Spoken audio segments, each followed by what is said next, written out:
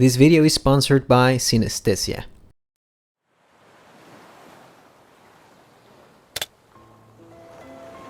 There's a place where thunderous waves fiercely crash against the shoreline of pebbles and stone.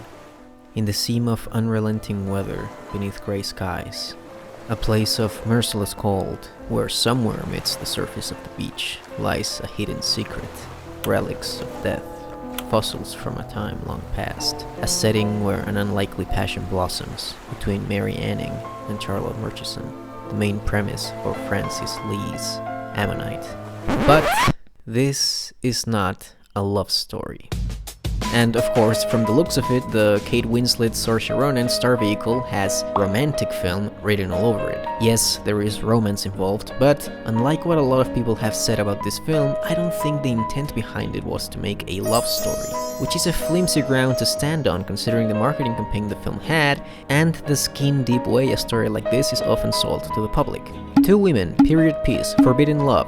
It's a love story! If it checks all the boxes, then what makes it any different from some of the other queer romantic films that tend to fixate on the forbidden aspect of the relationship or sexual orientation? That's not to say that following a formula is necessarily a bad choice to take. If it works, it works. But it is a little tiring to swallow one story after another where part of the focus lies on the anguish the characters go through because they can't be together, or the struggle they feel because of their sexuality.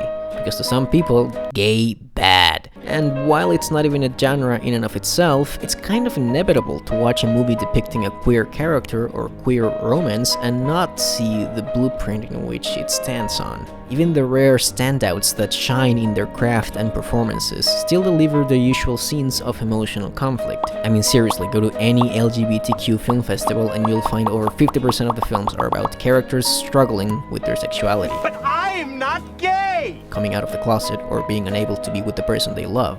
Once again, this in and of itself isn't bad. A filmmaker can set out to explore the pains and conflicts of a queer character, and if they do it right, boom. Moonlight, Best Picture. Ah, the good old times. But it does make me crave more light-hearted queer movies. Or stories where, even though the focus is on queer characters, the narrative doesn't center around them being queer, and rather just something completely different. Or if it does center around them being queer, just don't make them suffer. I can only take so much of Timothée Chalamet crying by the fireplace. Why can't we get more films with a queer protagonist that just hangs out with their friends? Like Birds of Prey. Of course, I should point out, part of the reason stories like this might seem attractive and juicy to filmmakers is because for the longest time, queers and queer romance had been brushed to the side and often looked down upon. Boom, boom, boom, boom, boom, yes! After all, they aren't the norm, they're the exception. And naturally, films were a way for filmmakers to portray these marginalized stories and for part of the audience to finally feel represented. I think it's about time now I picked up my gay buns and switched out of here. At last, they weren't being put to the side. This was Hollywood's chance to say, "Behold the gay." And while a lot of queer people do appreciate the sentiment, I'm sure there's a good portion of the queer and non-queer audience that would simply rather watch gays chill instead of this. Because as much as Hollywood likes to spread these all-encompassing messages of acceptance, they also love to see queer people suffer. But that isn't necessarily bad, like I said. It can get you the Oscar for Best Picture. Crash! I just gotta love that before the announcement we get a shot of this lady going hard on her drink. Like she knows exactly what the outcome is going to be and history will be made in the worst possible way. Also, her name is Diana Ossana. She's the co-screenwriter of Brokeback Mountain. That was one of the key films that opened the gates for queer romance representation to a mainstream audience. Maybe because they straight baited half the public anyway, and it was the favorite to win the Best Picture at the Academy Awards, but... The best motion picture of the year. Crash! How do you fuck that up? yeah. Not there yet. I'd like to take this chance to publicly apologize to everyone who worked on Brokeback Mountain on the behalf of everyone who worked on Crash. Props to Ang Lee for delivering something that most people could find accessible in the form of a gay love story, which can't be said about Ammonite because it is not a love story. Okay, now that we have that out of the way, maybe we should focus on the main topic at hand. Ammonite tells the story of real-life fossil collector and paleontologist Mary Anning, and the brief period of time she took in young Charlotte Murchison as an apprentice of sorts, and they eventually developed a relationship.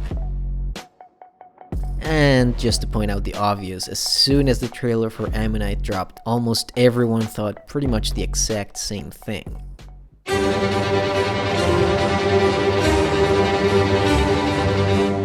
The comparisons with Celine Sciamma's Portrait of a Lady on Fire were inevitable. Not only had the film come out a year prior, so it was fresh in everyone's minds, but Lee's picture had striking similarities from the get-go. It's a period piece. You have two women walking along the shoreline. One's work is heavily involved in the development of the plot. A crucial scene takes place where both women are in the same room listening to music. There's a piano involved. There's a steamy sex scene.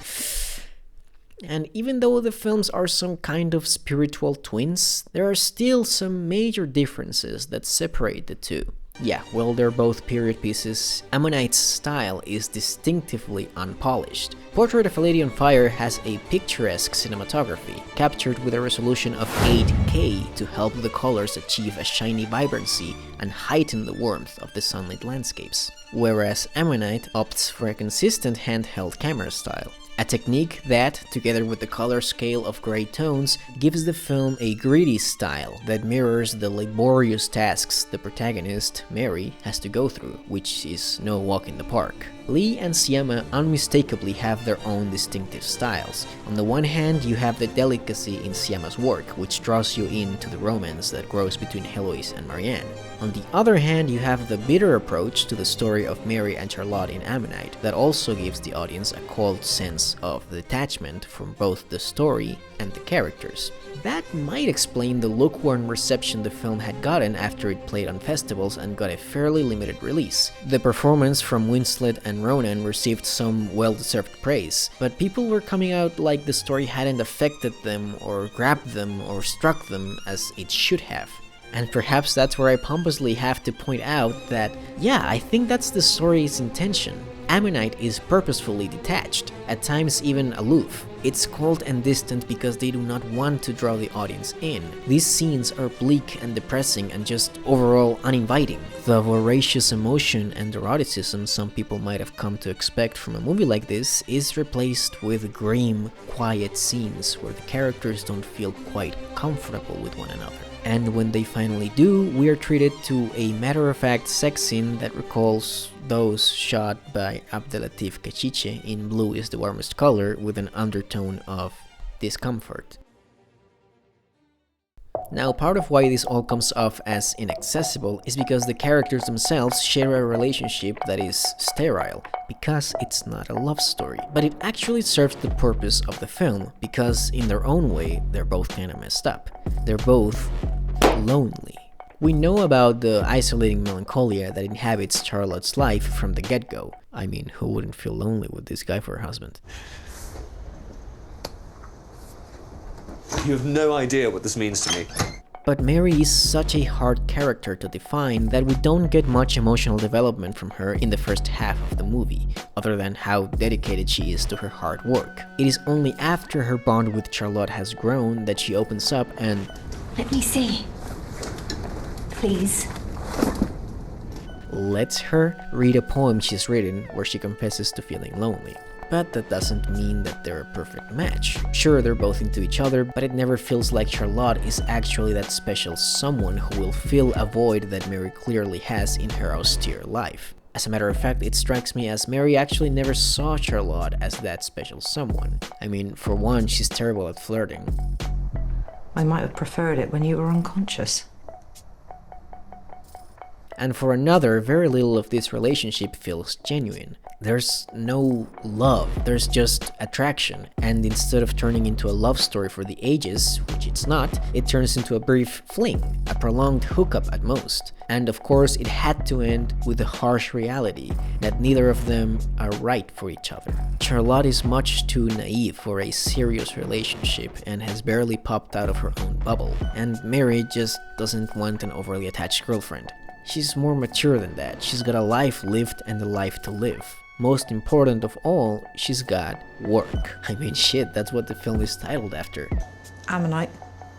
He said it! He said it! So it's no surprise when Lee opens the film with a woman wiping the floor, and the frame immediately gets taken over by a piece of fossil, not ever showing us the faces of the people bringing in the piece. They don't matter. The camera focuses solely on the fossil, because whether we want to acknowledge it or not, this is where Mary's focus lies. One of the first things we see before Charlotte even shows up is Mary in her field of work, literally. She shows more dedication and fervor fighting to extract that rock from the rugged ground than she ever does when she's with Charlotte.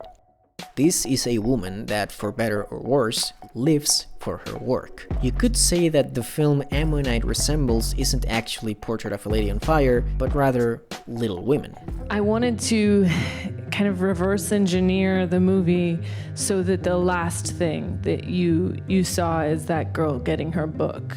Because to me, that's the image that in cinema isn't usually associated with the kind of visceral satisfaction of a kiss, but it could be, and it should be, that it's not girl gets boy, it's girl gets book. A movie disguising itself as a tale as old as time, only to end with a slight twist, where its true intentions are revealed. It was never about the relationship.